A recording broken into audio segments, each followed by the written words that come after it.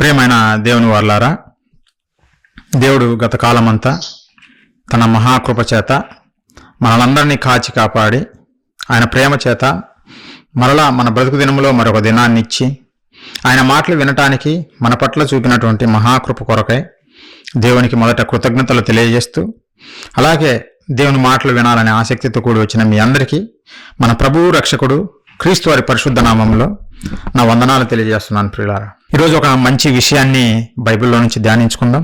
అది ముందుగా ప్రకటించినట్టుగా ఎవరు నీ శత్రువు అనే విషయము మనం ధ్యానించుకుందాం. ప్రియులారా, ప్రార్థన చేసుకొని ప్రారంభించుకుందాం. అందరూ తలలో ఉంచినట్లయితే ప్రార్థించుకుందాం. మహాపరిశుద్ధుడా, ప్రేమగల మా కన్న తండ్రి, మీ పరిశుద్ధమైన, ఘనమైన, శ్రేష్టమైన, మహోన్నతమైన మీ నామానికి వందనాలు, స్తోత్రాలు తండ్రి. మమ్మల్ని నిత్యము మీ కృపాక్షేమాలతో కాచి కాపాడుతూ కన్న తండ్రి సంఘముగా మీ పాద సన్నిధికి మమ్మల్ని చేర్చిన విధానాన్ని బట్టి కృతజ్ఞతలు తండ్రి. జీవము గల మీ మాటలు మా బ్రతుకులకు అవసరమైనవి తండ్రి. మా కొరకు రాయించి ఇచ్చినటువంటి మహాజ్ఞాన గ్రంథమైన బైబిల్లో నుంచి ధ్యానించుకొనుచుండగా మీ కృప మా పట్ల చూపుతారని తండ్రి, చెబుతున్న నాకు సమయోచితమైన జ్ఞానమును ప్రసాదిస్తారని వింటున్న మీ పిల్లలు, అలాగే నేనును తండ్రి, ప్రతి ఒక్కరము మీ మాటలను ఆలోచించి వాటిని గ్రహించి వాటి ప్రకారము జీవించే గొప్ప భాగ్యమును మీ నామానికే మహిమకరంగా జీవించుటకు కృప చూపి నడిపిస్తారని కోరుకుంటూ, ఈ క్లాస్ అంతట్లో తండ్రి మీ సహాయం మాకు అనుగ్రహిస్తారని వేడుకుంటూ, మీకు మహిమకరంగా మాకు ఆశీర్వాదకరంగా జరిగిస్తారని వేడుకుంటూ తండ్రి, ఈ ప్రార్థన మా ప్రభువును మా రక్షకుడును మీ ప్రియ కుమారుడునైన క్రీస్తు వారి శ్రేష్టమైన నామంలో అడిగి వేడుకొనుచున్నాం తండ్రి, ఆమెన్. ప్రియులరా, ఎవరు నీ శత్రువు అనే విషయాన్ని మనము ధ్యానించుకుందాం. బైబిల్లో నుంచి చాలా ప్రాముఖ్యమైన విషయము, మన ఆత్మీయ జీవితానికి అవసరమైనటువంటి ఒక మంచి విషయము. ప్రియులరా, మనము నీ శత్రువు ఎవరు అని ఎవరినైనా అడిగితే వారు తన పక్కన ఉన్న వారిని చూపిస్తారు. ఇదిగో నా ఇంటి పక్కన ఉన్నవాడు నాకు శత్రువు, ఎందుకంటే మాకు ద్రోహం చేశాడు, మాకు మోసం చేశాడు, కాబట్టి వాళ్ళు మాకు శత్రువులు, వారికి మాకు పడదు అని అంటారు. అలాగే ఏ మనిషిని తీసుకున్నా సరే తన ఎదుటనున్న మనిషిని చూపించి వీడు నాకు శత్రువు అని మనిషి చెబుతుంటాడు. ప్రియులారా, అలాగే ఒక ప్రాంతానికి మరొక ప్రాంతానికి పడదు, ఒక దేశానికి మరొక దేశానికి పడదు. అందుకే ఈ మధ్య మనం చూస్తున్నాము యుద్ధాలు, దేశాల మధ్య యుద్ధాలు. ఎందుకు? ఒకరికొకరికి పడదు, వారు శత్రు దేశాలు గనుకనే వారు కొట్టుకుంటున్నారు, చంపుకుంటున్నారు అనే విషయము మనం వింటుంటాం. ప్రియులారా, ఈ మధ్య జరుగుతున్న వారు చూస్తే ఉక్రెయిన్కు రష్యా దేశము శత్రు దేశంగా కనపడుతుంది, అలాగే రష్యాకు ఉక్రెయిన్ శత్రు దేశంగా కనపడుతుంది. ఇజ్రాయెల్ దేశానికి గాజా దేశము శత్రు దేశంగా కనపడుతుంది, గాజాకు ఇజ్రాయెల్ దేశము శత్రు దేశంగా కనపడుతుంది. ఇలా ప్రపంచంలో మనం ఎక్కడ చూసినా ప్రియులారా, తన ఎదుటనున్నటువంటి వాటిని చూపించి ఇవి మాకు శత్రువులు, ఈ దేశం మాకు శత్రువు, లేదంటే పలానా వ్యక్తి మాకు శత్రువు అని మనిషి చెబుతుండడం మనము గమనిస్తాం. ప్రియులారా, నిజంగా వాస్తవానికి వారు మన శత్రువులా, దేశం మనకు శత్రువా, లేదంటే మన ఎదుటనున్న మనిషి మనకు శత్రువా అని మనం ఆలోచిస్తే ప్రియులారా, మనకు బైబిలే చెప్పాలి. బైబిలు ఏదైనా కరెక్ట్ సమాధానం మనకు చెబుతుంది. మిగతా ఎవరిని అడిగినా మనకు సరైన సమాధానం చెప్పరు, కానీ దేవుడు రాయించిన మాటలు చూస్తేనే మనకు వాస్తవాలు అర్థమవుతాయి. ప్రియులారా, దేవుడు బైబిల్లో ఏం చెప్పాడు ఆలోచిద్దాం. మనుషులు చెబుతున్నారు నా ఎదుటి వ్యక్తి ఉన్నటువంటి వ్యక్తి నాకు శత్రువు, లేదంటే నా పొరుగు దేశము నాకు శత్రువు అని మనుషులు చెబుతున్నారు. మరి దేవుడు ఏం చెబుతున్నాడు? దేవుడు ఏం చెబుతున్నాడు నీ శత్రువు గురించి అని మనం ఆలోచిస్తే ప్రియులారా మనకు అర్థమవుతుంది. మరి దేవుడు చెప్పిన మాటలు మనం చూద్దాం. బైబిల్ మీ దగ్గర ఉంది కదా, ఒకసారి ఓపెన్ చేసి చూడండి ప్రియులారా. గలతీయులకు రాసినటువంటి పత్రిక ఒకసారి మీ దగ్గర బైబిల్ ఉంటే ప్రతి ఒక్కరూ తీసి చూడండి. దేవుడు చెప్పిన మాటలే మనం నమ్మాలి. సమాజం ఎన్నెన్నో చెబుతుంది, కానీ దేవుడు చెప్పిన మాటలే వాస్తవము ఇప్పటికైనా. ప్రియులారా, ఒకసారి గలతీయులకు రాసినటువంటి పత్రిక 5వ అధ్యాయము 17వ వచనము, ఇక్కడ పౌలు గారి ద్వారా దేవుడు చెబుతున్నాడు. ప్రియులారా, ఒకసారి చూడండి. శరీరము ఆత్మకును, ఆత్మ శరీరమునకును విరోధముగా ఆపేక్షించును. ఏమంటున్నాడు? శరీరము ఆత్మకును, ఆత్మ శరీరమునకును విరోధము. అంటే శరీరానికి విరోధి ఎవరనంటే ఆత్మ అంట, ఆత్మకు విరోధి శరీరం అంట. ఇదేంటి? శరీరము ఆత్మ అంటున్నాడు, ఈ రెండు వేరువేరా? ఒకటి కాదా అని మీకు డౌట్ రావచ్చు ప్రియులారా. నిజంగా ప్రపంచానికి తెలియదు ప్రియులారా ఈ విషయం. ప్రపంచ ప్రజలు ఏమనుకుంటారో తెలుసిన, ఎవరిని అడిగినా సరే, నీవు ఎవరు అని అడిగితే, ఇదిగో నీ కళ్ళ ఎదుట నేను 6 అడుగుల రూపంలో లేదంటే 5 అడుగుల రూపంలో నీ కళ్ళ ఎదుట నేను ప్రత్యక్షమయ్యాను కదా, నీకు కనిపించటం లేదా, నీకు తెలియదా, నేను నీ ముందు కనపడుతున్నా గానీ నీకు అర్థం కావటం లేదా, నీవు ఎవరు అని అడుగుతున్నావు అని సమాజం అని ఉంటుంది ప్రియులారా. నిజంగా దేవుని మహాజ్ఞానము వారికి తెలియదు ప్రియులారా. ఆ మహాజ్ఞానం తెలిస్తే వారు అలా అడగరు. దేవుడు చెబుతున్న మాటలు, ఆత్మ శరీరానికి విరోధం అంట, అలాగే శరీరానికి ఆత్మ విరోధం అంట. అంటే ఈ రెండు వేరువేరా? వేరువేరే ప్రియులారా, వేరువేరే. రెండు ఒకటి కాదు. సమాజానికి తెలియదు, రెండు ఒకటి అనుకుంటారు. ఇంకా చెప్పాలంటే ఆత్మ వారిలో ఉందనే సంగతి కూడా ఈ సమాజానికి తెలియదు ప్రియులారా. ఆత్మ ఈ శరీరంలో ఉందనే సంగతి కూడా తెలియదు. మీకు కొన్ని బైబిల్లో నుంచి చూపిస్తా, అలాగే ఎగ్జాంపుల్స్ కూడా చూపిస్తా మీకు అర్థం చేయించడానికి. శరీరము వేరు, ఆత్మ వేరు, రెండు వేరు వేరు ప్రియులారా. అందుకే ఇక్కడ పౌలు గారు చెబుతున్నారు, ఒకదానికొకటి విరోధముగా పనిచేస్తున్నాయి అని పౌలు గారి ద్వారా దేవుడు చెబుతున్నాడు ప్రియులారా. అంటే విరోధి అంటే శత్రువే, మన విరోధి, నా విరోధి, నా పక్కనున్న వ్యక్తి అని మనం చెబుతుంటాం కదా. లేదంటే భారతదేశానికి విరోధి పాకిస్తాన్ అని చెబుతుంటారు కదా. శత్రువు మన విరోధి. అంటే ఆత్మకు విరోధి శరీరము, శరీరానికి విరోధంగా ఆత్మ అనేది ఇక్కడ బైబిల్ ద్వారా తెలియజేస్తున్న పిల్లారా. మీకు ఇంకా కొంచెం అర్థం కావడం కోసం ఈ రెండు వేరు వేరా అని మనము అర్థం చేసుకోవటానికి పౌలు గారు చెప్పినటువంటి మరొక మాట చూద్దాం పిల్లారా. రోమీలకు రాసినటువంటి పత్రిక 7వ అధ్యాయం మనం చూస్తే పిల్లారా 18-19 వచనము. నాయందు పౌలు గారు చెబుతున్నారు పిల్లారా, నాయందు అనగా నా శరీరమందు మంచిది ఏదియూ నివసింపదని నేను ఎరుగుదును. నాయందు అనగా నా శరీరమందు అంటుండు. అంటే పౌలు వేరు, శరీరం వేరా? వేరు ప్రియులారా. నాయందు అనగా నా శరీరం అందని పర్టికులర్గా చదువుతున్నాడు. నా ఇల్లు అని మనం చదువుతుంటాం, ఇది నా ఇల్లు అని చదువుతుంటాం. అంటే నీ ఇల్లు వేరు, నీవు వేరు అనమాట. నా చొక్కా అంటాము, అంటే మనం ధరించినటువంటి చొక్కా వేరు, మనము వేరు అనమాట. అలాగే పౌలు గారు ఎవరిస్తున్నారు, తెలియజేస్తున్నారు. నాయందు అనగా నా శరీరమందు అంటే నేను వేరు, నేను ధరించుకున్న శరీరం వేరు. ఈ రెండు వేరు వేరు అన్నట్టుగా పౌలు గారి ద్వారా దేవుడు తెలియజేస్తున్న ప్రియులారా. అది వాస్తవం ప్రియులారా. ఒకసారి మనిషి నిర్మాణం గురించి మనం చూస్తే, దేవుడు నిర్మించినటువంటి ఈ మనిషి నిర్మాణం గురించి చూస్తే, మొదటి మనిషి దగ్గరికి వెళ్తే మనకి ఇంకా అర్థమవుతుంది ప్రియులారా. ఒకసారి చూడండి, ఆది కాండము 2వ అధ్యాయము 7వ వచనం ఒకసారి చూడండి. ఆది కాండము ప్రియులారా 2వ అధ్యాయము 7వ వచనము ఒకసారి చూడండి. దేవుడు అక్కడ మొదటి నరుడైనటువంటి ఆదాము నిర్మాణం గురించి చెబుతున్నాడు ప్రియులారా. 7వ వచనము, దేవుడైన యెహోవా నేలమంటితో నరుని నిర్మించి వాని నాసికారంధ్రంలో జీవవాయువును ఊదగా నరుడు జీవాత్మాయను. ఇక్కడ ఏమంటుండు? నేలమంటితో నరుని నిర్మించాడు. అంటే నేలమంటితో ఈ దేహాన్ని, మన కళ్ళకు కనిపించేటటువంటి ఈ దేహాన్ని, అందమైన దేహాన్ని నిర్మించాడంట. ఈ దేహంలోనికి తన జీవాత్మను పంపించాడంట. మన ఈ దేహంలోనికి జీవవాయువును ఓదగా నరుడు జీవాత్మాయను. ప్రియులరా, దేవుడు ఆ జీవాత్మను ఆదాము యొక్క దేహంలోకి పంపించక ముందు దేహం అనేది చచ్చిన శవము లాంటిది ప్రియులరా. కదలదు. కళ్ళు ఉన్నాయి గాని చూడలేదు, చేతులున్నాయి గాని నిజంగా పని చెయ్యలేవు, కాళ్ళు ఉన్నా నడవలేని సిచ్యువేషను ఆదాము గారిది. ఎప్పుడు? నేలమంటితో నిర్మించినప్పుడు కదలలేనటువంటి ఒక శవములాగా ఉన్నాడు ఆదాము గారి యొక్క దేహము. ఎప్పుడైతే దేవుడు తనలో నుండి ఆత్మను, జీవవాయువును ఊదగా అప్పుడు ఆదాము కదలడం మొదలుపెట్టాడు, చూడడం మొదలుపెట్టాడు, పని చేయడం మొదలుపెట్టాడు. ప్రియులారా, ఈ దేహము వేరు, ఆత్మ వేరు అని ఈ నిర్మాణంలో మనకు అర్థమవుతుంది ప్రియులారా. మనము పరమాత్మలో నుండి వచ్చినటువంటి జీవాత్మలము. నీవన్నా నేనన్నా ఎవరమో తెలుసా? ఆత్మలము, దేహాలము కాదు. దేవుడు మన ఆత్మకు తొడిగినటువంటి తొడిగే ఈ దేహము ప్రియులారా. వాస్తవానికి నీవు నేను అనే వాళ్ళం ఎవరో తెలుసా? ఆత్మలము, శక్తులము, మహాశక్తులము. అది మనిషికి అర్థం కావటం లేదు ప్రియులారా. మనము మహాశక్తులం ప్రియులారా. చూడండి, మరి ఆదాము గారిని నేల మంటితో చేసినప్పుడు ఏమాత్రం చూడలేకపోయాడు, ఏమాత్రం కదలలేకపోయాడు, ఏమాత్రం పని చేయలేకపోయాడు. ఎప్పుడైతే ఈ శక్తిని అందులో ప్రవేశపెట్టాడో, ఆదాము అనేటువంటి శక్తిని ఆ దేహం లేకి ప్రవేశపెట్టాడో, అప్పుడు చూడడం మొదలుపెట్టాడు, పని చేయడం మొదలుపెట్టాడు. ఆలోచించండి ప్రియులారా. ఇంకా మీకు అర్థం చేయించడం కోసం ఇంకొక ఎగ్జాంపుల్ చెబుతా. ఇప్పుడు నేను మాట్లాడుతున్నా, ఎక్కడో దూరం నుంచి మాట్లాడుతున్నాను ప్రియులారా.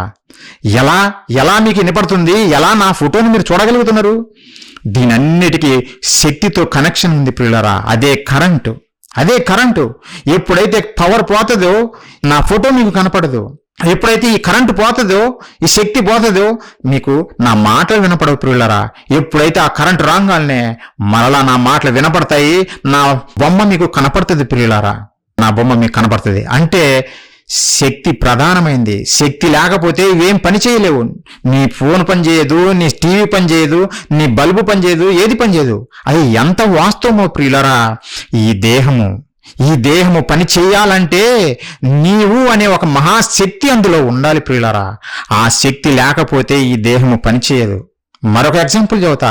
ఒక చనిపోయిన వ్యక్తిని దగ్గరికి వెళ్తే మనకు బాగా అర్థమవుతుంది. మనము ఒక పుల్లయో ఎల్లయో ఎవరొకరు చనిపోయారని అనుకోండి ప్రియులారా. మనం వారి దగ్గరికి వెళ్ళి, ఏమమ్మా ఇతను నీ భర్త కదా, ఎక్కడికి వెళ్ళాడంటే అతను చనిపోయి 2-3 రోజులైందండి, లేదంటే రాత్రే చనిపోయాడండి, లేదండి వెళ్ళిపోయాడండి, ఈ లోకాన్ని విడిచి వెళ్ళిపోయాడు అని ఆ భార్య చెబుతుంది ప్రియులారా. మరి అక్కడ ఉన్నటువంటి వాళ్ళు ఎవరు? శవముగా పడి ఉన్నటువంటి ఆ దేహం ఎవరు? పుల్లయ్య కాదా? కాదు, పుల్లయ్య కాదు. పుల్లయ్య ఆల్రెడీ వెళ్ళిపోయాడు. అతను ధరించుకున్న దేహమే ఆ భూమి మీద ఉంది ప్రియులారా. ఆ దేహాన్ని, మట్టి తొడుగును విడిచిపెట్టి వెళ్ళిపోయాడు. అంటే ఆ పవరు, జీవాత్మ, శక్తి ఆ దేహంలో లేదు. అందుకే శవములాగా పడిపోయి ఉన్నాడు ప్రియులారా. ఒకవేళ అదే ఆత్మ ఉంటే ఆ శవం అనేది లేచేది, ఆ శవం అనేది మరలా తిరిగి మాట్లాడేది, మరలా పని చేయగలిగేది ప్రియులారా. ఆలోచించండి. నీవు అంటే ఎవరో తెలుసా? మహాశక్తి. ఒక మహాశక్తి ప్రియులారా. ఆత్మాని దేవుడు సింపుల్గా దాన్ని పేరు పెట్టాడు అంతే తప్ప నిజంగా ఈ దేహాన్ని నడిపించేది మహాశక్తి. అదే ఆత్మ ప్రియులారా. అదే నీవు నేను, నీవైనా నేనైనా అందరము శక్తులము ప్రియులారా. అందుకే యేసుక్రీస్తుల వారు ఒక మంచి మాట చెప్పాడు.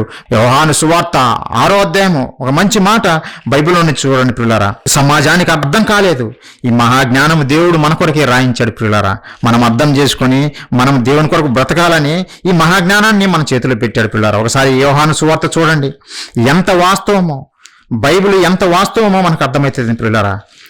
యోహాను సువార్త 6వ అధ్యాయం ప్రియులారా, 63వ వచనము. ఆత్మయే జీవింపజేయుచున్నది, శరీరము కేవలం నిష్ప్రయోజనము. ఆత్మయే జీవింపజేయుచున్నది, శరీరము కేవలము నిష్ప్రయోజనము. నిష్ప్రయోజనమే. ఉదయాన్నే లేచి స్త్రీలు వీళ్ళంతా ఊడుస్తారు. వీళ్ళంతా ఊడ్చి ఏం చేస్తారు? చెత్తను గ్యాదర్ చేసి దాన్ని తీసుకెళ్లి దెబ్బలు పడేస్తారు. దాన్ని తీసుకెళ్లి ఫ్రిడ్జ్లో పెట్టుకోము, సూట్ కేసులో దాచిపెట్టుకోము. ఎందుకు? అది నిష్ప్రయోజనమైనది కనుక, మనకు అవసరం లేదు కనుకనే ఆ చెత్త కనుకనే బయటపడేస్తాము. అలాగే మన దేహము కూడా అలాంటిదే ప్రియులారా. దేవుడు తొడిగినటువంటి తొడుగు, ఆత్మకు తొడిగినటువంటి ఈ దేహము కూడా కేవలం నిష్ప్రయోజనమే. ఆత్మ లేకపోతే ఈ దేహము పని చెయ్యలేదు ప్రియులారా. అది ఒక శవములాగా పడి ఉంటదే తప్ప అది అస్సలు పని చేయదు ప్రియులారా. ఆత్మయే జీవింపజేయుచున్నది, శరీరము కేవలం నిష్ప్రయోజనం ప్రియులారా. అవును, శరీరము నిష్ప్రయోజనమే. నీవు అనే ఆత్మ అందులో లేకపోతే శరీరం ఏమి చేయలేదు ప్రియులారా, ఏమి చేయలేదు. కానీ ఈరోజు ప్రపంచాన్ని చూస్తే నీ శరీరానికి అంటే నిష్ప్రయోజనమైనటువంటి ఈ దేహాన్ని సుఖపెట్టడం కొరకే మనిషి ఎన్నెన్నో కనుగొంటున్నాడు ప్రియులారా. ప్రపంచాన్ని మనం చూస్తే, ఈ టెక్నాలజీని మనం చూస్తుంటే అవి దేనికి సృజించబడ్డాయి, దేనికోసం అవి కనిపెట్టబడ్డాయి అని మనం ఆలోచిస్తే ప్రియులారా, ప్రతి ఒక్కటి ఈరోజు మనం అనుభవిస్తున్న ప్రతి ఒక్కటి శరీరాన్ని పోషించడం కొరకు, శరీరాన్ని సుఖపెట్టడం వరకే కానీ నీ ఆత్మ గురించి ఏ శాస్త్రం పని చేయటం లేదు ప్రియులారా. నీ ఆత్మను జీవింపజేయటానికి ఏ శాస్త్రవేత్తలు ఏది కనుక్కొనటం లేదు. ఒకనాడు కాలి నడకతో వెళ్ళేవారు, తర్వాత సైకిల్ అన్నారు, మోటార్ సైకిల్ అన్నారు, కార్లు అన్నారు, బస్సులు అన్నారు, ట్రైన్లు అన్నారు, ఆకాశంలో విమానాల్లో తిరుగుతున్నారు ఈరోజు. ఎంత టెక్నాలజీ! దేనికోసం ఇదంతా? ఈ దేహాన్ని 6 అడుగులటువంటి ఈ దేహాన్ని, నిష్ప్రయోజనమైనటువంటి ఈ దేహాన్ని సుఖపెట్టడం కొరకే ఈ టెక్నాలజీ అంతా డెవలప్ అవుతుంది పిల్లారా. ఆలోచించండి. ఎవరైనా ఇదిగో ఆత్మను జీవింపజేయడం కొరకు నేను ఇది కనుగొన్నాను అని ప్రపంచంలో ఎక్కడైనా మనం చూడగలమా? చూడం పిల్లారా, చూడము, అస్సలు చూడము. అన్నీ ఈ శరీరాన్ని సుఖపెట్టేవే మనం చూస్తుంటాం పిల్లారా. మనం ఈ శరీరాన్ని సుఖపెట్టే వాటినే నిజంగా ఈ ప్రపంచంలో చూస్తాం. అంటే ఈ ప్రపంచానికి ఆత్మజ్ఞానము లేదు, ఈ ప్రపంచానికి దేవుని జ్ఞానం లేదు గనుకనే వారు శరీరమే ముఖ్యమనుకొని, శరీరమే ముఖ్యమైనదనుకొని దాని కొరకే పని చేస్తుండ్రు, దాని కొరకే కష్టపడుతుండ్రు. శరీరం మనల్ని అలానే ముంచుతుంది పిల్లారా. నీవు నేనే అనే ఆత్మను కూడా శరీరం ఏం చేస్తుందో తెలిసిన లోబర్చుకుంటుంది, తన సుఖాలను జరిపించుకుంటుంది ఆత్మ ద్వారా. ఆత్మ లేకపోతే శరీరం పనిచేయదు కదా. అందుకే నువ్వు ఉండు, నేను సుఖపడతానని శరీరం చెబుతూ చివరకు ఆత్మ నీలో ఉన్నదనే సంగతినే మరిపింపజేస్తుంది శరీరం ప్రియులరా. అంత ఘోరంగా ఈ శరీరం మన మీద పనిచేస్తుంది ప్రియులరా, ఆత్మ మీద అంత ఘోరంగా. అందుకే పౌలు గారు అంటున్నారు పిల్లారా, నా యందు. అందుకే పౌలు గారు చదువుతున్నారు పిల్లారా, దేవుడు చదువుతున్నాడు విషయాలు పౌలు గారి ద్వారా. దేవునికి తెలుసు కదా సమస్తము.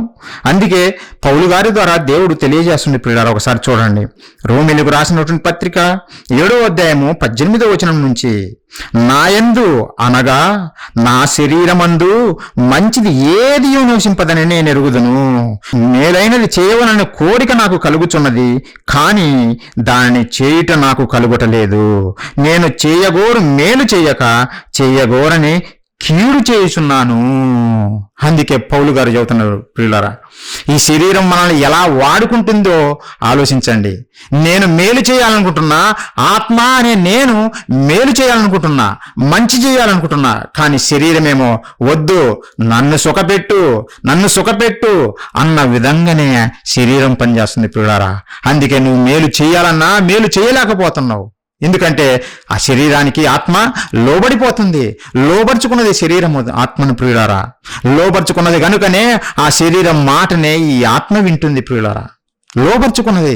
అందుకే పౌలు గారు బాధపడుతూ, నేను మేలు చేయాలనుకుంటున్నా కానీ మేలు చేయలేకపోతున్నా, అంత కీడే చేస్తున్నాం. కారణము ఆత్మ అనే నన్ను శరీరము లోబర్చుకున్నది. అందుకే ఆయన బాధపడుతూ ఒక మాట చెప్పాడు పిల్లరా. ఒకసారి చూడండి, అదే అధ్యాయము రోమీయులకు రాసిన పత్రికలోనే 7వ అధ్యాయము 24వ వచనము పౌలు గారు అంటున్నారు, ఎంత ప్రమాదకరమైనదో శరీరము. పౌలు గారు చదువుతున్నారు పిల్లారా. ఈ సమాజానికి తెలియదు నేను బాగానే ఉన్నాను, నా శరీరానికి మేకప్ వేసుకున్నాను, చాలా అందంగా ఉన్నాను, లేదంటే సూటు బూట్ వేశాను, చాలా గొప్పగా కనపెడుతున్నాను అని ఈ మనిషి అనుకుంటున్నాడు. కానీ ఆ శరీరము తనలో ఆ శరీరాన్ని నడిపించే ఆత్మను లోబరుచుకొని తన ఇష్టానుసారంగా బ్రతుకుతున్నదనే సంగతి మనిషి అర్థం కావటం లేదు పిల్లారా. అందుకే దేవుని జ్ఞానం ఉన్న వారికే ఈ విషయాలు అర్థమైతే, దేవుని జ్ఞానం లేని వారికి, లోక జ్ఞానం ఉన్న వారికి అర్థం కావు ప్రియులారా. ఒకసారి చూడండి, పౌలు గారు ఈ శరీరం ఎంత ప్రమాదకరమైనదో తెలియజేస్తుండు ప్రియులారా. 24వ వచనం ప్రియులారా, అయ్యో నేనెంత దౌర్భాగ్యుడను, ఇట్టి మరణమునకు లోనగు శరీరము నుండి నన్నెవడు విడిపించును, నన్ను మరణానికి తీసుకెళ్తుంది ఈ శరీరము అని పౌలు గారు చెబుతున్నారు పిల్లారా. మరణానికి నన్ను నడిపిస్తుంది శరీరము, సుఖపెట్టమంటుంది, సుఖపెట్టిన తర్వాత తీసుకెళ్లి మరణానికి అప్పజవుతుంది అని పౌలు గారు బాధపడుతున్నారు పిల్లారా. శరీరము మరణానికి అప్పజవుతుందా అని అంటే అవును పిల్లారా, 100% నిజంగా ఈ దేహము, మనం ధరించుకున్నటువంటి ఈ దేహము, నిష్ప్రయోజనమైనటువంటి ఈ దేహము ఆత్మను మరణానికి అప్పచెప్పేస్తుంది. మీకు కొన్ని ఉదాహరణలు చూపిస్తా, బైబిల్లో నుంచి దేవుడు చెప్పిన మాటల నుండి మీకు చూపిస్తా ఎలా ఈ దేహము మరణానికి అప్పగిస్తుందో బైబిల్లో దేవుడు రాయించాడు పిల్లారా. మొట్టమొదటిగా ఆది దంపతులను దేవుడు కలుగజేసినప్పుడు ఆయన ఆదాము గారికి చెప్పాడు, ఏదేను తోటలో పెట్టి, నాయనా ఈ తోటలోని వృక్ష ఫలములన్నిటిని నువ్వు నిరభ్రంతముగా నువ్వు తినవచ్చును, అయితే ఈ తోట మధ్యలో ఉన్నటువంటి ఒక చెట్టు ఫలం నువ్వు తినకూడదు, అది మంచి చెడ్డల తెలివినిచ్చు వృక్ష ఫలం నువ్వు తినకూడదు నాయన అని దేవుడు ఒక ఆజ్ఞ ఇస్తాడు ఆదాము గారికి. ఒకసారి చూడండి ప్రియులారా, దేవుడు ఒకే ఒక ఆజ్ఞ ఇస్తాడు ఆ రోజు ఆదాము గారికి ప్రియులారా. ఒకసారి చూడండి 2వ అధ్యాయము ఆదికాండము 17వ వచనం ప్రియులారా. అయితే మంచి చెడ్డల తెలివినిచ్చు వృక్ష ఫలములను తినకూడదు, నీవు వాటిని తినుదినమున నిశ్చయముగా చచ్చెదవని నరునికి ఆజ్ఞాపించెను. ఆదాము నువ్వు అన్ని తిను, కానీ మంచి చెడ్డల తెలివినిచ్చు వృక్ష ఫలాలను మాత్రం నువ్వు తినద్దు. ఒకవేళ నువ్వు తింటే ఏమవుతుందో తెలుసా? మరణమవుతావునన్నా. కాబట్టి తినవద్దని దేవుడు ఆజ్ఞాపించాడు ప్రియులారా. మరి వీళ్ళు ఏం చేశారు? మరి ఆది దంపతులు ఏం చేశారు? మరి ముఖ్యంగా అవ్వమ్మ గారు ఏం చేశారు? ఏం జరిగింది అని మనం చూస్తే 3వ అధ్యాయం చూడండి ప్రియులారా. అదే ఆదికాండము 3వ అధ్యాయం మనం చూస్తే 6వ వచనం మనం చదువుదాం. అందులో ఏం జరిగిందో మనకు అర్థమవుతుంది ప్రియులారా. అవ్వమ్మ గారు స్త్రీ ఆ వృక్షము ఆహారమునకు మంచిదియు కన్నులకు అందమైనదియు వివేకమునిచ్చు రమ్యమునై ఉండుట చూచినప్పుడు ఆమె దాని ఫలములలో కొన్ని తీసుకొని తిని తనతో పాటు తన భర్తకు ఇచ్చెను, అతడు కూడా తినెను. ఏం జరిగింది ప్రియులారా? దేవుడు తినవద్దు, తింటే చనిపోతావు అని దేవుడు చెప్పాడు. కానీ అవ్వమ్మ గారు ఏం చేసింది? తన కన్నులకు అందంగా కనపడిందంట. ఈ దేహంలో కన్ను ఒక అవయవము. ఈ దేహంలో దేవుడు మన ఆత్మకు అమర్చినటువంటి ఈ దేహంలో కన్ను అనేది ఒక అవయవము. అవ్వమ్మ గారు ఆ దేవుడిచ్చినటువంటి ఆ కన్నును దేనికి ఉపయోగించిందంటే, దేవుడు తినవద్దన్న ఆ పండును చూసి దానికి లోబడేటట్టుగా దాన్ని అనుభవించాలనుకున్నది అవ్వమ్మ గారి ప్రియులారా. కన్నులకు అందంగా కనపడితే అనుభవించడమేనా? చెప్పాడు కదా ముందే దేవుడు, నువ్వు తింటే చనిపోతావు అని దేవుడు చెప్పాడు కదా. కానీ అవ్వమ్మ అనే ఆత్మ తన శరీరానికి లోబడిపోయింది ప్రియులారా. తన శరీరం ఏది చెబితే అది వినేసింది. ఆత్మేమో వద్దంటుంది, తినొద్దంటది.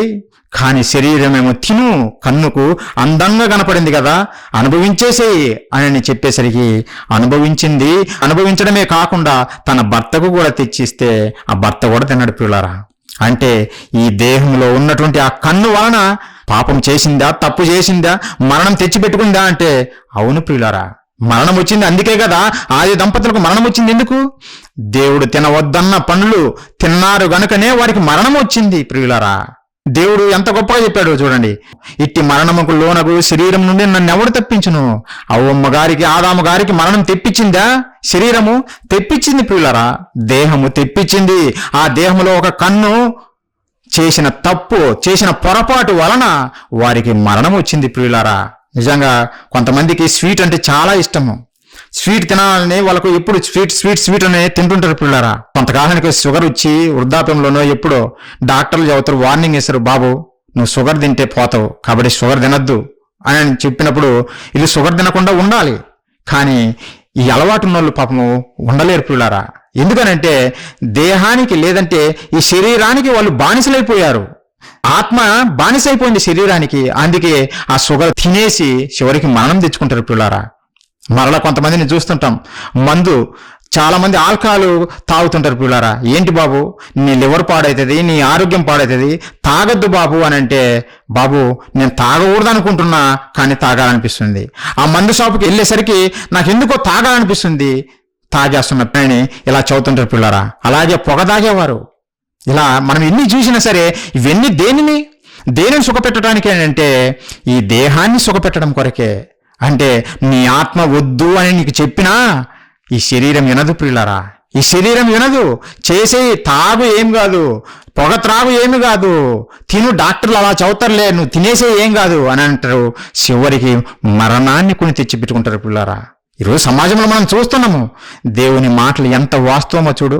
మనల్ని మరణానికి అప్పజెబుతున్నటువంటి ఈ శరీరము మన శత్రువు అనే సంగతి ఎంతమంది గ్రహిస్తున్నారు? ఈ ప్రపంచం గ్రహించలేదు. ఒక క్రైస్తవుడిగా సత్యవాక్యంను కలిగి ఉన్నటువంటి మనమైనా తెలుసుకుంటున్నామా? ఆలోచించండి ప్రియులారా. మనమైనా తెలుసుకుంటున్నామా? తెలుసుకోవాలనే దేవుడు రాయించాడు ప్రియులారా. మనం తెలుసుకొని ఆ దేవుని మాటల ప్రకారం జీవించాలని మన కొరకు ఇవి రాయించాడు. మన దేహమే, మనలో ఉన్నటువంటి ఆత్మను, మనము అనే ఆత్మను నిజంగా బానిసత్వంగా చేసుకొని బాగా వాడుకొని చివరికి నరకానికి పంపిస్తుంది ప్రియులారా. ఈ దేహమే ప్రియులారా. మరొక ఎగ్జాంపుల్ బైబిల్లో నుంచి మీకు ఒకటి చూపిస్తా ప్రియులారా. మరొక ఎగ్జాంపుల్ ఒకసారి చూడండి, మీకు అర్థం చేయించడం కొరకే ఇవి చదువుతున్నా. ఒకసారి చూడండి, సమూయేలు 2వ గ్రంథము 13వ అధ్యాయము 1వ వచనం ప్రియులారా, 1వ వచనం చదువుతున్నా. తరువాత దావీదు కుమారుడగు అబ్షలోమునకు తామారను ఒక సుందరివతియగు సహోదరి ఉండగా దావీదు కుమారుడు అమ్నోను ఆమెను మోహించెను. ఏంటి ప్రియులారా? దావీదు కుమారుడుగా అబ్షలోమునకు తామారనే ఒక సుందరివతియగు చెల్లెలు ఉందంట. అలానే దావీదుకు మరొక కుమారుడు, జ్యేష్ఠ కుమారుడు అమ్నోను అనే అతను ఉన్నాడు. అతడు ఈ తామారును మోహించాడు ప్రియులారా. తామారు ఇతనికి అమ్నోనికి ఏమవుతుందంటే చెల్లెలవుతుంది ప్రియులారా. వీళ్ళ ముగ్గురికి, అబ్షలోముకు, తామారుకు, అలాగే అమ్నోనుకు తండ్రి దావీదు గారే. వారి అందరికీ తండ్రి దావీదు గారే, కానీ వారి తల్లులు వేరు ప్రియులారా. అబ్షలోముకు అలాగే తామారుకు వారిద్దరి తల్లి ఎవరంటే మయక, ఆమె పేరు మయక. అలాగే అమ్నోనుకు తల్లి ఎవరంటే ప్రియులారా అహినోయము. కానీ వీరందరికీ తండ్రి మాత్రము దావీదే ప్రియులారా. మరి చెల్లిని మోహించచ్చా? చెల్లిని మోహించకూడదు కదా. ఆమె సుందరిగా కనపడినంత మాత్రాన మోహించాలనా? సుందరి అయితే అంతే అందంగా కనపడితే మోహించాలనా? తప్పు కదా. కానీ ఈ శరీరం ఏమి కోరుకుంటుందో ఆలోచించండి ప్రియులారా. ఎందుకు ఈ వచనం మీకు చూపిస్తున్నానంటే, అతడు తన చెల్లెల్ని చూసి మోహించడం మొదలుపెట్టాడు. ఎందుకు? తన కళ్ళకు అందంగా సుందరంగా కనపడిందని. దేవుడు ముందే చెప్పాడు, ఇలాంటివి చెయ్యకూడదు నాయన, ఇవి తప్పు, నీ సహోదరిని నువ్వు మోహించకూడదు, నువ్వు అవమానపరచకూడదు అనే దేవుడు ధర్మశాస్త్రంలో మోషే గారి ద్వారా ముందే తెలియజేశాడు. మరి విన్నాడు అమ్నోను? వినటం లేదు. ఒకసారి చూడండి, మోషే గారి ద్వారా దేవుడు ఏం చెప్పాడు ఒకసారి చూడండి ప్రియులారా. లేవీకాండం ప్రియులారా 18వ అధ్యాయము 9వ వచనం ప్రియులారా, 9వ వచనము. నీ సహోదరి మానచ్ఛాదమును అనగా ఇంటిలో పుట్టినదేమి వెలుపల పుట్టినదేమి నీ తండ్రి కుమార్తె యొక్క అయినా నీ తల్లి కుమార్తె యొక్క అయినను మానచ్ఛాదమును తీయకూడదు. నీ తండ్రి కుమార్తె అయినా సరే, నీ తల్లి కుమార్తె అయినా సరే, ఎవరి మానచ్ఛాదమును తీయకూడదు. ఎందుకంటే వారు నీకు సహోదరి, నీ చెల్లి. ఇప్పుడు దావీదు గారి కుమారుడు విషయంలో, అమ్నోను విషయంలో ఎవరు? తామారు చెల్లి. తండ్రి ఒకడే గాని తల్లులు వేరు. అయినా చెల్లెలే కదా. అందంగా కనపడిందని నువ్వు అనుభవించాల్సిందేనా? అలాగే అనుభవించాలనుకున్నాడు ప్రియులారా మన ఈ అమ్నోను. మోయించి బక్క చిక్కిపోతున్నట్టు రోజుకు చింత చెందుతూ నేను ఎలాగైనా అనుభవించాలి, ఆమె చూస్తేనేమో నా చెల్లెలు, నేను ఏం చేయాలి అని బక్క చిక్కిపోతున్నాడంట. అలాంటి వాడికి కపటమైనటువంటి ఒక స్నేహితుడు ఉన్నాడు. వాడెవడో కాదు, దావీదు సహోదరుడైనటువంటి షిమ్యా కుమారుడు అమినాదాబు. వాడు వచ్చి ఇతన్ని చూసి, ఏమి నువ్వు రాజకుమారుడు అయి ఉండి రాజభోగంతో ఆనందంగా హ్యాపీగా ఉండాల్సింది పోయి ఇలా బక్క చిక్కిపోతున్నావు ఏంది రోజు రోజుకు, ఇలా అయిపోయావేంటి అని అడిగితే అప్పుడు అమ్నోను చెబుతాడు, బాబు నాలో ఒక కోరిక ఉంది, అబ్షలోము చెల్లెలకు ఆమెను నేను మోహించాను, ఆమె సుందరవతిగా ఉంది, కానీ ఆమె నాకు చెల్లెలు, నేను ఏం చేయాలో నాకు అర్థం కావటం లేదు, నాకు ఆమె మీద కోరిక తీర్చుకోవాలని ఉంది అని చెబితే వీడేం చెప్పాలి? ఒరే బుద్ధిహీనుడా, ఆమె మీ చెల్లెలు, నువ్వు అలా చెయ్యకూడదు, తప్పు, అలా చెయ్యకూడదని చెప్పాలి కదా. అలా చెప్పకుండా ప్లాన్ ఇస్తాడు.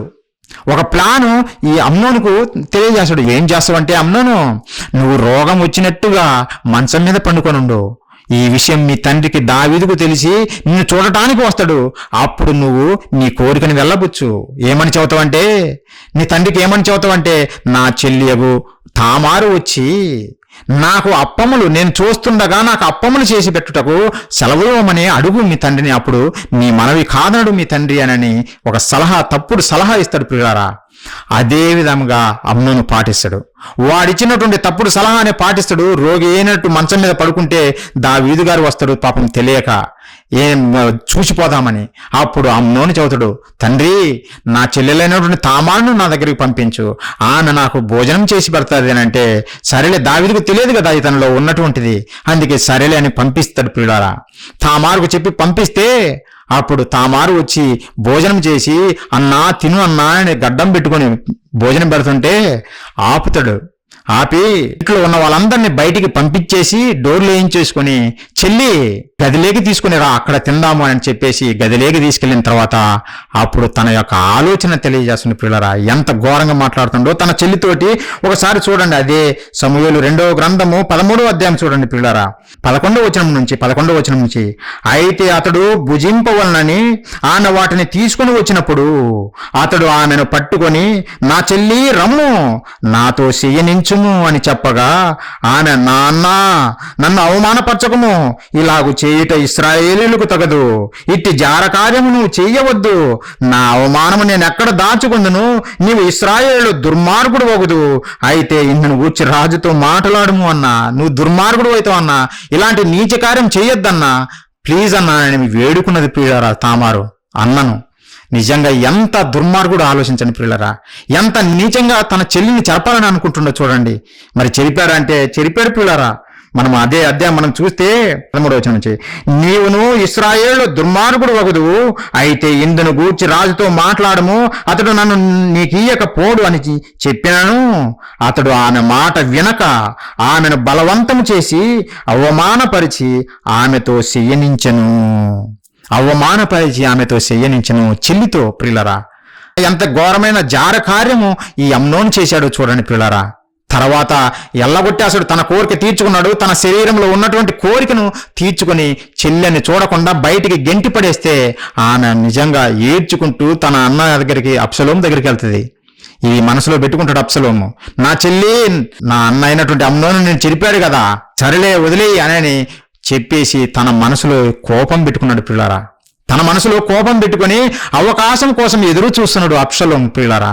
తన చెల్లిని చెరిపినటువంటి అమ్నోను ఏ రోజైనా సరే చంపాలనే ఆలోచన కలిగి ఒకరోజు అతను తనకు ఉన్నటువంటి గొర్రెల మందకు బొచ్చు కత్తరిచ్చిన కాలంలో అప్పుడు తనకు వచ్చినటువంటి సంపాదనను బట్టి విందు చేయాలనుకున్నప్పుడు తండ్రి అయిన దావీదు దగ్గరికి వెళ్ళి, డాడీ నీవు నీ పనివారితో నా ఇంటికి వచ్చి ఈ విందులో పాల్గొనండి అని అంటే దావీదు గారు అంటారు, నాన్న నీకు అధికమైన భారంగా ఉంటది, మేమందరం వస్తే నువ్వు తట్టుకోలేవు నాన్న, చాలా మంది కదా, రాజుతో పాటు మంత్రులు వీళ్ళందరూ ఉంటారు కదా, నువ్వు భరించలేవు నాన్న ఖర్చు, కాబట్టి నీ సహోదరుని తీసుకెళ్లి నీ విందు జరిపించుకోవాలని దావీదు సలహా ఇస్తాడు పిల్లరా. అయితే అప్పుడు అబ్షలోము పట్టుబట్టి, అయితే డాడీ అన్న అయినటువంటి అమ్నోను పంపించు అని అంటే, నీ అన్న ఎందుకు రావాలి అని దావీదు గారు అడిగితే, లేదు డాడీ పంపించు అని బతిమిలాడితే అప్పుడు సరేలే వెళ్ళవచ్చునని సెలవు ఇస్తే అప్పుడు అమ్నోను కూడా బయలుదేరుతాడు పిల్లరా. అబ్షలోము ఏర్పాటు చేసినటువంటి ఆ విందుకు అమ్నోను కూడా బయలుదేరుతాడు. అప్పుడు అబ్షలోము ఏం చెప్పాడో తెలిసిన తన పనివారితోటి.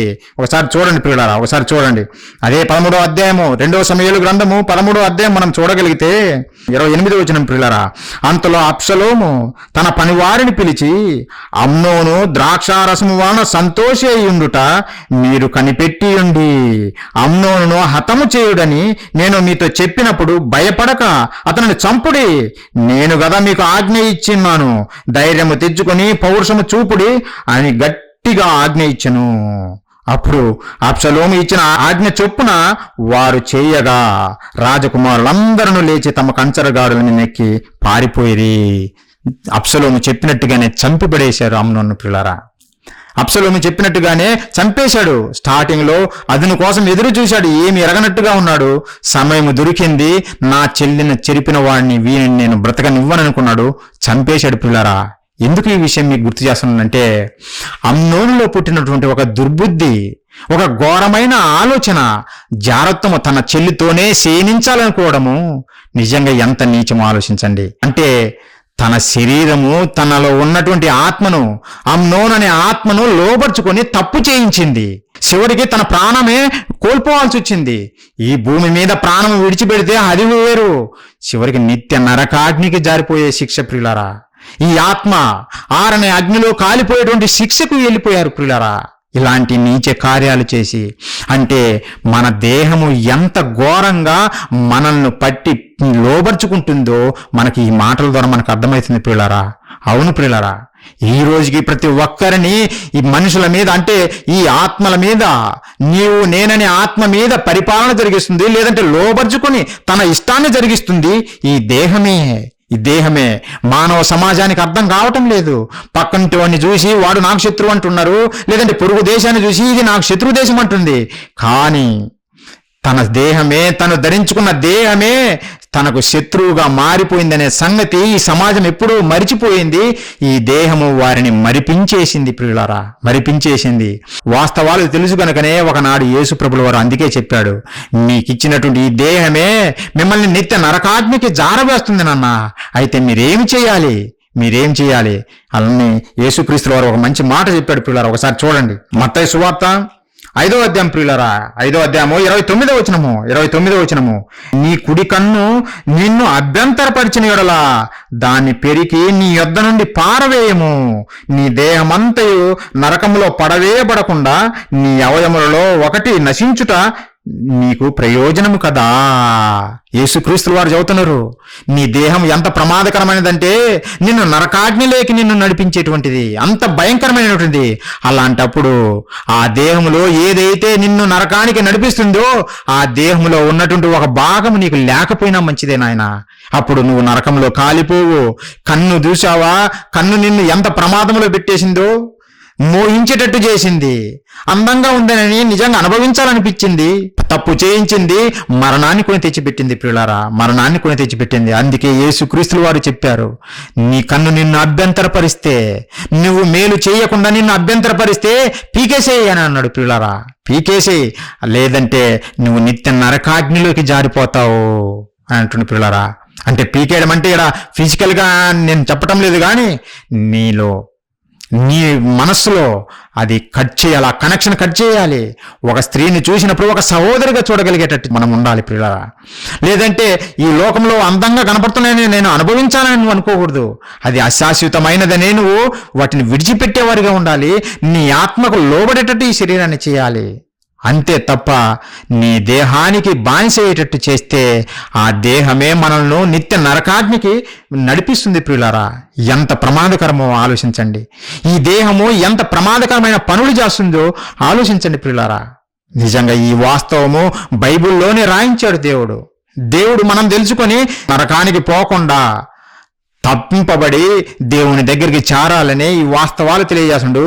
మన శరీరాన్ని మనం కాపాడుకోవాలి, మంచి చేసే విధంగా మనం నడిపించాలి, లోబర్చుకోవాలనే విధంగా మనకు ఈ విషయాలు తెలియజేస్తుంది ప్రియులారా. అందుకే ప్రభులు అన్నారు, ఒకవేళ నిన్ను కన్ను అభ్యంతరపరిస్తే తీసేయి నాయనా, లేదంటే నీ దేహమంతా నరకంలో కాలిపోతుంది ఒక రోజు అని యేసుక్రీస్తు వారు చెప్పారు ప్రియులారా. మరి దీనికి విడుదల ఉందా? శరీరములో నుంచి మనము బయటికి రాగలమా అని అంటే రాగలము ప్రియులారా. విడుదల పొందగలము. ఎలా విడుదల పొందగలము? ఇంకా కొన్ని మాటలు చూద్దాం. దేవుడు ఏం చెప్పాడు, ఎలా మనం ఈ శరీర కార్యాలను అనగదొక్కచ్చో, లేదంటే ఈ శరీరం జరిగించే కార్యాలను మనము ఆపివేయచ్చో దేవుడు చెప్పాడు ప్రియులారా. ఒకసారి చూడండి, రోమీయులకు రాసినటువంటి పత్రిక 8వ అధ్యాయం చూడండి, 12-13 వచనాలు. కాబట్టి సహోదరులారా, శరీరానుసారముగా ప్రవర్తించుటకు మనము శరీరమునకు రుణస్థులము కాము. మీరు శరీరానుసారముగా ప్రవర్తించిన యెడల చావవలసిన వారయ్యుందురు. కానీ ఆత్మ చేత శరీర క్రియలను చంపిన యెడల జీవించెదరు. దేవుడు చెబుతున్నాడు పౌలు గారి ద్వారా ప్రియులారా, మనము శరీరానుసారంగా నడుచుకోవటానికి శరీరానికి బానిసలము కాదు, రుణస్థులము కాదు. నిజంగా మనం ఎవరి దగ్గర అప్పు తీసుకుంటే వారికి మనము రుణస్థులం అవుతాం ప్రియులారా. అప్పుడు మనం ఆ అప్పు తీర్చాలి, అది వాస్తవమే.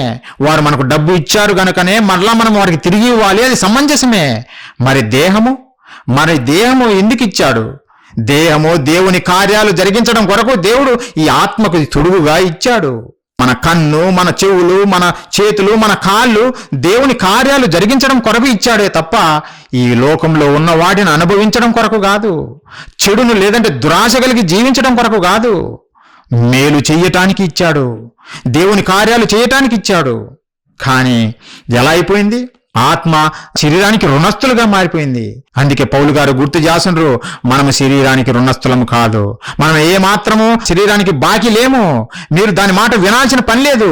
మరి ఏమి చేయాలి అంటే చదువుతున్నాడు, మీరు శరీరానుసారముగా శరీరం చెప్పినట్టుగా మీరు నడుచుకుంటే అది మరణము. మరణం తెచ్చిపెడుతుంది మీకు. అయితే మీరేం చేయాలంటే, మనం ఏం చేయాలంటే, ఆత్మ చేత శరీర క్రియలను చంపిన యెడల జీవించదము.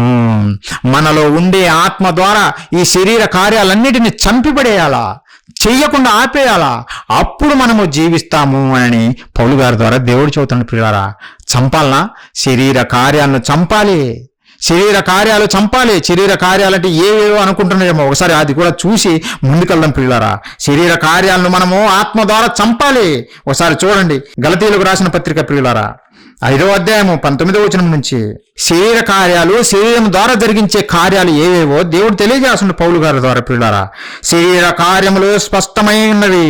అవేవనగా జారత్వము, అపవిత్రత, కాముకత్వము, విగ్రహారాధన, అభిచారము, ద్వేషములు, కలహము, మత్సరములు, క్రోధములు, కక్షలు, భేదములు, విమతములు, అసూయలు, మత్తతులు, అల్లరితో కూడిన ఆటపాటలు మొదలైనవి. అంటే ఇంకా ఉన్నాయి, లిస్టు ఇంకా ఉన్నాయి. ఇవన్నీ శరీర కార్యాలే ప్రియులారా. ద్వేషము, కలహము, మత్సరము, క్రోధము, నరహత్య, ఇవన్నీ ఈ శరీరం ద్వారా జరిగించే కార్యాలే ప్రియులారా. అందుకే పౌలు గారి ద్వారా దేవుడు చెబుతున్నాడు, ఈ శరీర కార్యాలన్నిటినీ మీరు చంపేయండి ఆత్మ ద్వారా. ఆత్మ చెప్పిన మాట మీరు వినండి.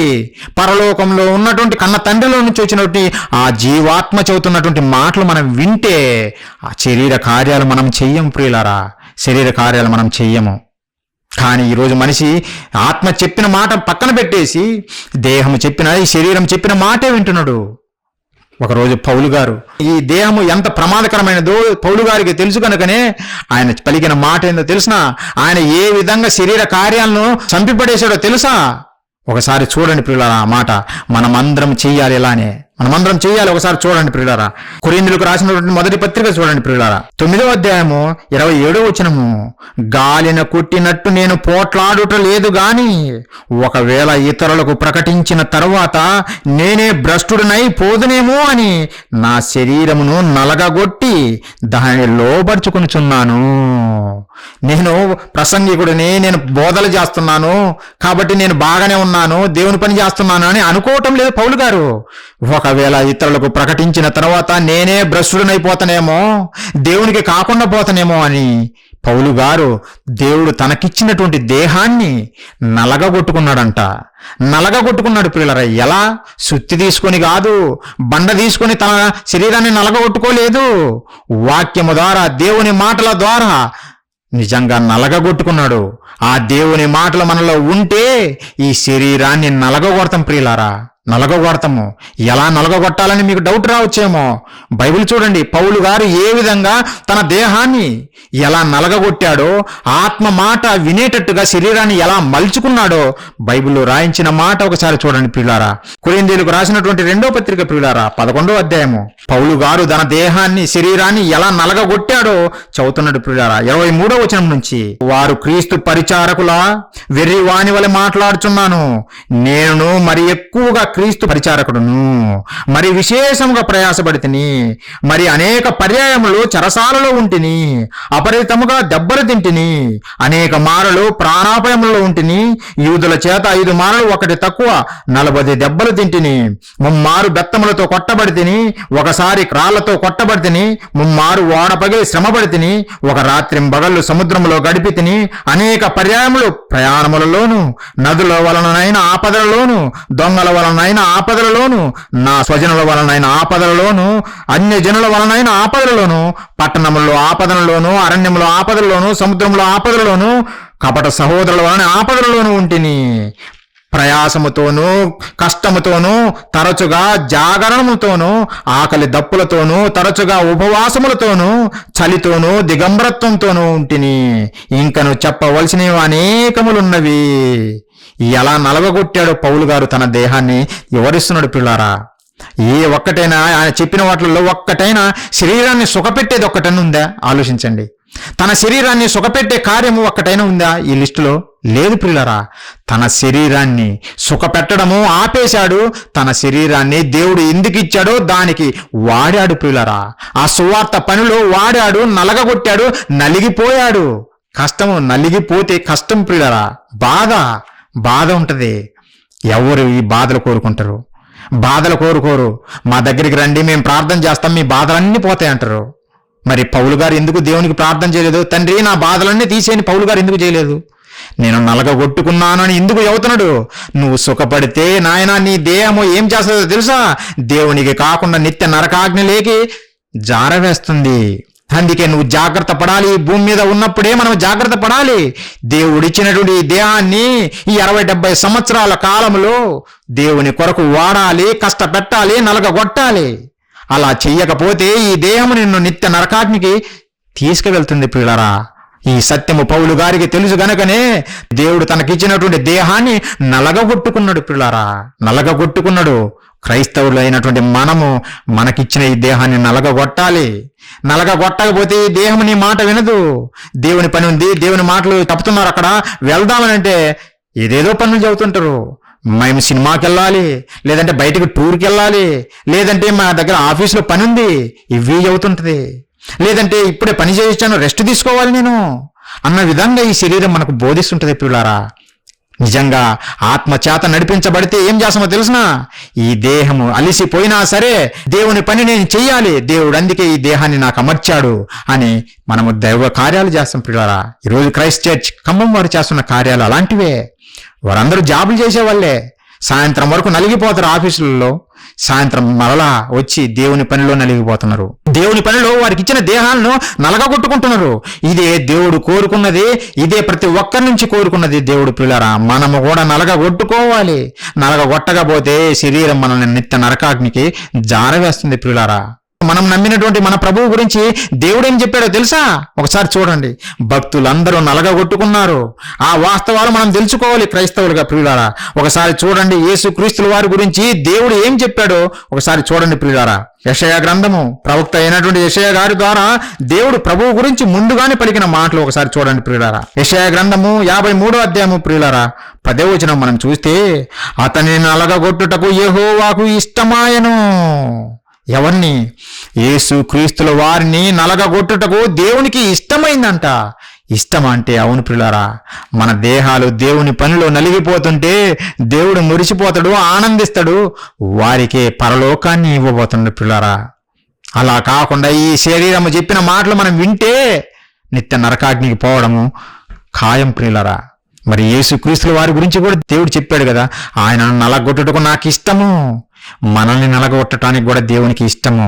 దేవునికి ఇష్టలైన వారే నలగొట్టుకుంటారు తమకిచ్చినటువంటి దేహాన్ని. మరి యేసు క్రీస్తుల వారు నలిగిపోయారా?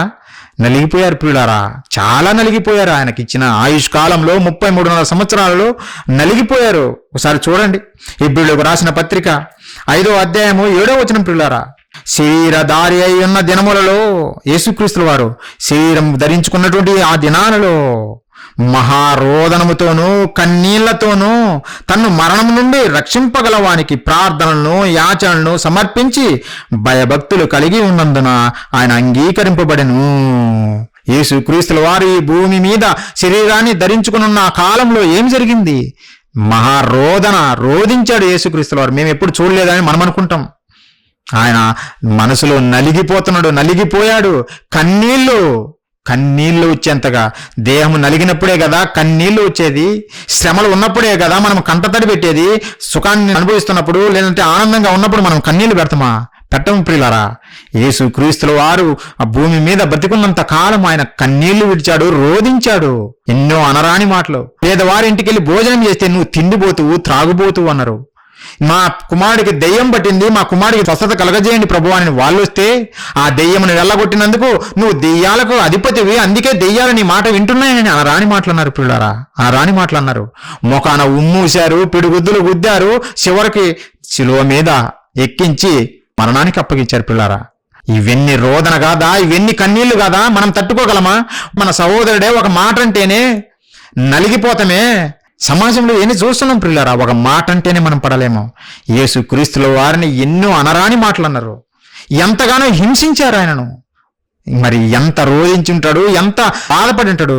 అందుకే కన్నీళ్లు వచ్చాయి పిల్లారా. ఎందుకు ఇవన్నీ అనుభవించాడు? తనకిచ్చినటువంటి దేహాన్ని నలగగొట్టుకున్నాడు. దేవునికి ఇష్టము ఆయన శరీరాన్ని నలగగొట్టటము. అందుకే నలగగొట్టుకున్నాడు కనుకనే ఈ కష్టాలు, కన్నీళ్లు, బాధలు ప్రియులరా. దేవుని పని చేస్తున్న ప్రతి ఒక్కరికి కష్టాలు, కన్నీళ్లు సహజము, వస్తాయి ప్రియులరా. ఎందుకంటే అపవాది ఊరుకోడు దేవుని పని చేస్తే.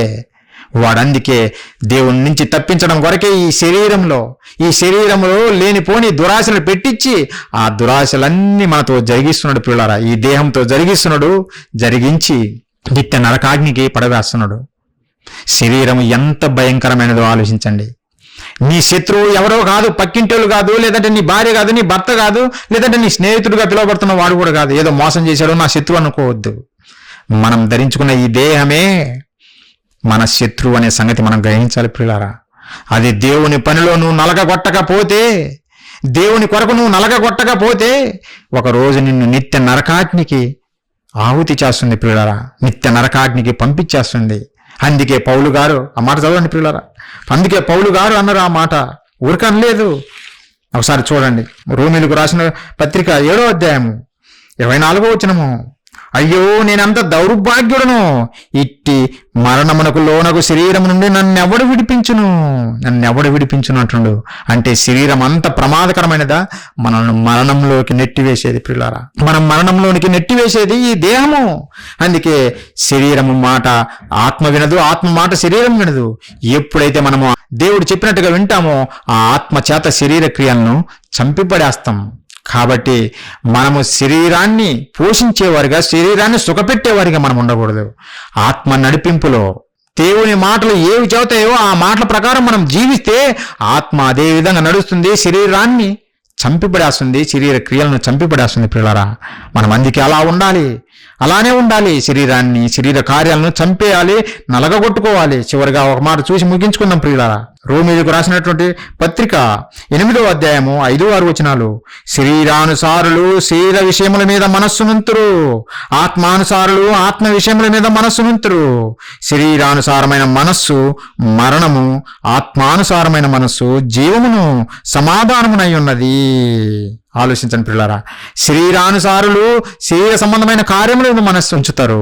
అందుకే దేవుని కార్యాలకు రాలేరు. వాళ్ళు రాబుద్ది కూడా కాదు. పడుకోబెడుతుంది, మంచిగా పడుకోబెడుతుంది శరీరము. తర్వాత నిత్య నరకాగ్నికి పంపించేస్తుంది. అలా కాకుండా ఆత్మానుసారులు ఆత్మ విషయాల మీద దృష్టి పెడతారు, దేవుని కార్యాల మీద దృష్టి పెడతారు. కష్టమైన నష్టమైన దేవుని కార్యాల కొరకు పరుగులు తీస్తారు ప్రియులారా. అలా మనం అందరం ఉండాలి. ప్రతి ఒక్కరము దేవుని కార్యాల కొరకు వేగిరపడి బయలుదేరాలి. మన శరీరాలను నలగగొట్టుకోవాలి, కన్న తండ్రిని మహిమపరచాలి. అప్పుడే దేవుడు మనకు నిత్య జీవం ప్రసాదించబోతున్నాడు ప్రియులారా. ఆ గొప్ప బహుమానం మనం పొందాలంటే ఈ జీవిత కాలంలో, దేవుడు మనకిచ్చినటువంటి ఈ స్వల్ప ఆయుష్ కాలంలో మన దేహాన్ని నలగగొట్టుకొని దేవుని పనిలో లోక సంబంధమైన పనుల్లో కాదు, దేవుని పనుల్లో నలగగొట్టుకొని దేవుని కొరకు ఉన్నతంగా బ్రతికి అప్పుడు దేవుని దగ్గరికి మనం చేరటానికి రెడీ అవుతాం ప్రియులరా. అప్పుడే దేవుడే మనకు పరలోకాన్ని ఇస్తాడు. అలా కాకుండా మనము ఈ శరీర సంబంధమైన కార్యాలు జరిగిస్తే మనము పరలోకం వెళ్ళం ప్రియులరా. ఈ వాస్తవాలు మీరు గ్రహించాలని, ప్రతి ఒక్కరు మీ దేవుని పనిలో ఉండాలని నేను ప్రేమతో మిమ్మల్ని వేడుకుంటూ ఈ మాటలు ముగిస్తున్నాను ప్రియులరా. ప్రార్థన చేసుకుందాం. ప్రార్థన చేసుకున్న తర్వాత ఈ క్లాస్ ముగించుకుందాం. ప్రార్థించుకుందాం. మహాపరిశుద్ధుడా, ప్రేమగల మా కన్న తండ్రి, మీ పరిశుద్ధమైన, ఘనమైన, శ్రేష్టమైన, మహోన్నతమైన మీ నామానికి వందనాలు, స్తోత్రాలు తండ్రి. జీవము గల మీ మాటలు మాకు ప్రసాదించినందుకు కన్న తండ్రి మీకు కృతజ్ఞతాస్తుతులు తెలియజేస్తున్నాం నాయన. ఎంతో మంది మీ పిల్లలు ఆన్లైన్లోనూ అలాగే ప్రత్యక్షంగా వచ్చి విన్నారు నాయన తండ్రి. వారును నేనును ప్రతి ఒక్కరము నాయన మీరు చెప్పిన మాటలను మా హృదయంలో నింపుకొని మీకిష్టలుగా బ్రతుకులాగున మీ కృప మా పట్ల చూపమని వేడుకుంటున్నాము తండ్రి. దేవా, శరీరము ఎంత ప్రమాదకరమైనదో, ఎలా మరణానికి నడిపిస్తుందో ఈ ఆత్మను మేము నేర్చుకున్నాం మీ మాటల ద్వారా తండ్రి. సమాజానికి తెలియదు, మాకు తెలియజేశారు మీ పిల్లలుగా నాయన. మీ పిల్లల కొరకు ఎంతగా ప్రయాసపడి నాయన మీ ప్రేమ మా మీద చూపుతూ మమ్మల్ని కాపాడాలని ఈ విషయాలన్నీ మాకు తెలియజేశారు తండ్రి. అందుని బట్టి మీకు కృతజ్ఞతాస్తుతులు తెలియజేస్తున్నాం తండ్రి. మీరు ఇచ్చినటువంటి ఈ దేహాన్ని మేము సుఖ సంతోషాల కొరకు వాడకునుక తండ్రి, మీ కార్యములు, మీరు మాకు అప్పగించిన కార్యములు మేము చేయటానికి ఉపయోగించి ఈ భూమి మీద ఈ దేహాన్ని నలగగొట్టుకొని మీ పనిలో తండ్రి మీ చెంతకు చేరులాగునా మాలో ప్రతి ఒక్కరిని దీవించండి తండ్రి. వారు మరి ముఖ్యంగా మీలో ఫలించులాగున మీ కృప చూపండి. పరసంబంధమైన దీవెనలు ప్రతి ఒక్కరికి ప్రసాదించండి తండ్రి. ప్రతి ఒక్కరి మనసు, హృదయాలు విరిగిన కన్న తండ్రి, వారి బాధలేంటో, వారి కష్టాలేంటో మీకు తెలుసు నాయన, మాకు తెలియకపోవచ్చు. కానీ వారి హృదయాలను మీరు ఉండి తండ్రి మీ కృప వారి పట్ల చూపి సమస్త విషయాలలో మీ సాయం అనుగ్రహించి మీలో మరి ఎక్కువగా ఫలించులాగున ప్రతి ఒక్కరిని దీవించమని వేడుకుంటూ తండ్రి, మీ నామాన్ని మహిమపరచులాగున ఈ సంఘాన్ని నిలబెడతారని వేడుకుంటూ తండ్రి, ఈ ప్రార్థన మా ప్రభువును, మా రక్షకుడును, మీ ప్రియకుమారుడైన క్రీస్తు వారి అతి శ్రేష్టమైన నామములు అడిగి వేడుకొనుచున్నాము తండ్రి. ఆమెన్. ప్రియులారా, మీ అందరికీ మన ప్రభువు రక్షకుడు క్రీస్తు వారి పరిశుద్ధ నామములో నా వందనాలు తెలియజేస్తున్నాను.